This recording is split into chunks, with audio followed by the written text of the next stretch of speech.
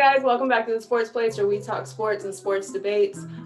As you see, Jason is not here today. He has come across another opportunity and hopefully we'll have him back soon, but we definitely wish him well in all his endeavors. That's my guy, no, but he's been replaced by a true and real athlete and a guy you've seen in a past show. My guy, Bimmy, welcome on full time. How you feeling, my guy? Definitely appreciate it, Erica. Thank you for having me on. Appreciate the opportunity, and I'm ready to talk some sports. All right, let's get to it. All right, so I don't know if you guys saw the whole fight. Maybe you fell asleep, but is Jake Paul for real as a boxer, or what do you think? Man, let me tap into this real quick. I respect anyone who steps into the ring to fight. That takes a whole nother level of heart. You got to get in there, just you and that person. You got to battle it out, especially in front of millions of people. So I respect him in that aspect. But as far as being a real boxer, the fight just seemed a little bit. I don't want to be that conspiracy theorist guy and say the fight was rigged. But like I said, a lot of people talking about how Ben Askren has been in fights where he's been hammer fisted 15 times while he's down and come back and win the fight. For you to lose to a guy who has one professional bout versus Nate Robinson, and you hit him with a punch he's seen coming, I feel like. And for him to get up and then the weight, I feel like even his dizziness looked a little bit staggered. You know what I'm saying? I don't understand it. Like I said, I can't really respect him just yet. If he fights someone who's a true boxer, maybe at least boxing professional for at least 3 years, I would give him a little bit more props.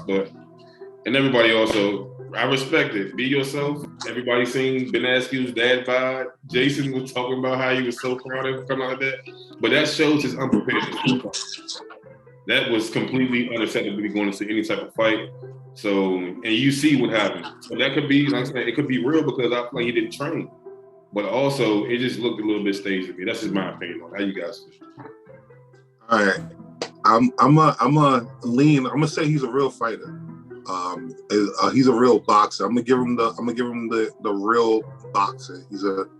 He steps in the ring and he really boxes because he stepped in the ring. He really boxed. Like he was trying to fight and not just like throw punches. But Ben came in 20 pounds overweight. Ben came in heavy. Ben didn't take it seriously. He was like, this guy knocked out Nate. I'm Ben. We two different sports, two different everythings. I don't think he took it seriously. And I think when he got hit a couple times, there was a ding ding like, oh snap. All right, we're really fighting. And by that time, it was too late. I think Paul took it seriously.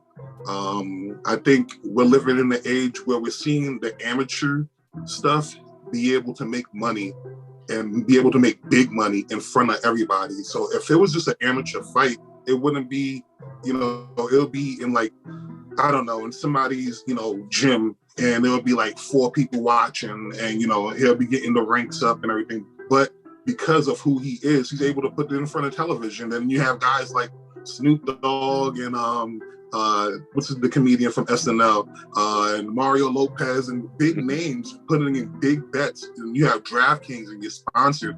And now you have this really amateur fight making pro level money. There's a big bag at the end of it. And I think he takes it seriously. I think he came in ready to fight.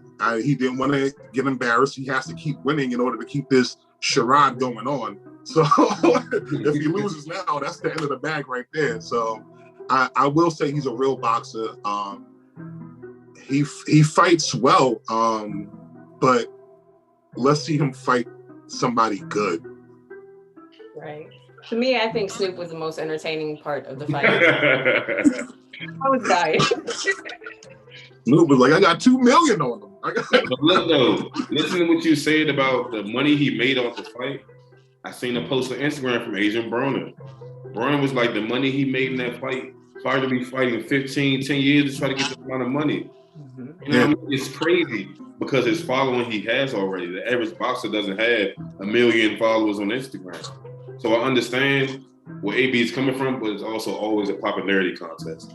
But that's all it is. Like that, it shows that people feel disrespected because he's getting paid. He got paid what, $697,000 just for the fight, and he get a cut of the $65 million bought in from the pay-per-view.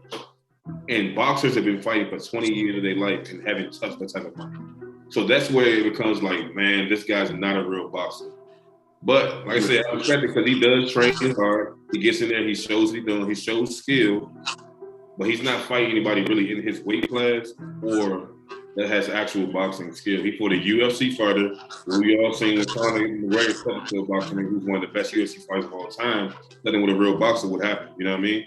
Then he fought an NBA player. So like I said, we got to see some real skill coming from this guy against a real opponent before I call him a real boxer. He has heart. I give him that. And he has the following and the popularity. But after that, what's next? If you really want to take boxing serious, go ahead, call out one of those big guys. You see, he hasn't called out a boxer yet. Yeah, he hasn't called out a boxer yet.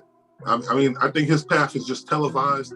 I think if he calls out somebody who really knows how to box, like you're not a converted wrestler, not these grappler types who now have to learn striking. If you call out a striker who does this for a living, you know, even an amateur one, even somebody on the rise, even somebody who's, you know, who has like a similar following or a similar upbringing, you know, who has the Instagram followers and the social media, and he's rising and rising and rising. Like, hey, I'm a comedian. Yo, let's fight. Yo, we can do this. We can get the bag, you know.